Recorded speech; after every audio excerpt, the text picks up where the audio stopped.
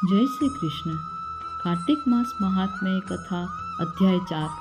नारद जी ने कहा, ऐसा कहकर भगवान विष्णु मछली का रूप धारण करके आकाश से जल में गिरे। उस समय विंध्याचल पर्वत पर तप कर रहे महर्षि कश्यप अपनी अंजलि में जल लेकर खड़े थे। भगवान उनकी अंजलि में जा गिरे। महर्षि कश्यप ने दया करके उसे अपने कमंडल में रख लिया। मछली के थोड़ा बड़ा होने पर महर्षि कश्यप ने उसे कुएं में डाल दिया। जब वह मछली कुएं में भी न समा सकी तो उन्होंने उसे तालाब में डाल दिया। जब वह तालाब में भी न आ सकी तो उन्होंने उसे समुद्र में डाल दिया। वह मछली वहाँ भी बढ़ने लगी। फिर मत्स्य रूपी भगवान विष्णु ने इस शंखासुर का वध किया और शंखासुर को हाथ में लेकर बद्रीवन में आ गए।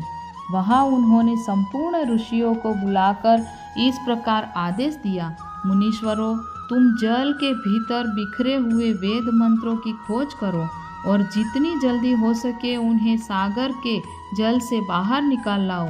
तब तक मैं देवताओं के साथ प्रयाग में ठहरता हूँ।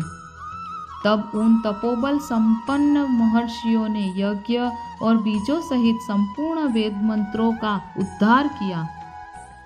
उनमें से जितने मंत्र जिस ऋषि ने उपलब्ध किए वही उन बीज मंत्रों का उस दिन से ऋषि माना जाने लगे।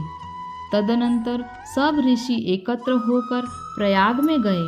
वहाँ उन्होंने ब्रह्मा जी सहित भगवान विष्णु को उपलब्ध हुए सभी वेद मंत्र समर्पित कर दिए। सब वेदों को पाकर ब्रह्मा जी बहुत प्रसन्न हुए। उन्होंने देवताओं और ऋषियों के साथ प्रयाग में अश्वमेघ यज्ञ किया। यज्ञ समाप्त होने पर सब देवताओं ने भगवान से निवेदन किया, देवाधिदेव जगन्नाथ, इस स्थान पर ब्रह्मा जी ने खोए हुए वेदों को पुनः प्राप्त किया है और हमने भी यहाँ आपके प्रसाद से यज्ञ भाग पाए हैं। अतः यह स्थान पृथ्वी पर सबसे श्रेष्ठ पुण्य की वृद्धि करने वाला एवं भोग तथा मोक्ष प्रदान करने वाला हो। साथ ही यह समय भी महापुण्यमय और ब्रह्मघाती आदि महापापियों की भी शुद्धि करने वाला हो तथा तय स्थान यहाँ दिए हुए दान को अक्षय बना देने वाला भी हो, यह वर दीजिए।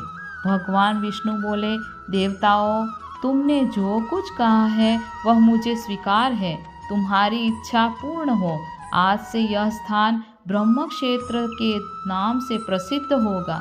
सूर्यवंश में उत्पन्न राजा भगीरथ यहाँ गंगा को लेकर आएंगे और यहाँ सूर्य कन्या यमुना से मिलेगी। ब्रह्मा जी और तुम सब देवता मेरे साथ यहाँ निवास करो। आज से यह तीर्थराज के नाम से विख्यात होगा। तीर्थराज के दर्शन से तत्काल सब पाप नष्ट हो जाएंगे। जब सूर्य मकर राशि में स्थित होंगे उस समय यहाँ स्नान करने वाले मनुष्यों के सब पापों का यह तीर्थ नाश करेगा। यह काल भी मनुष्यों के लिए सदा महान पुण्य फल देने वाला होगा। माघ में सूर्य के मकर राशि में स्थित होने पर यहाँ स्नान करने से सालोक्य आदि फल प्राप्त होंगे। देवाधिदेव भगवान विष्णु देवताओं से ऐसा कहकर ब्रह्मा जी के साथ वहीं अंतर्ध्यान हो गए।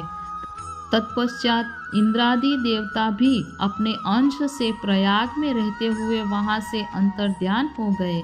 जो मनुष्य कार्तिक में तुलसी जी की जड़ के समीप श्री हरि का पूजन करता है वह इस लोक में संपूर्ण भोगों का उपभोग करके अंत में वैकुंठ धाम को जाता है।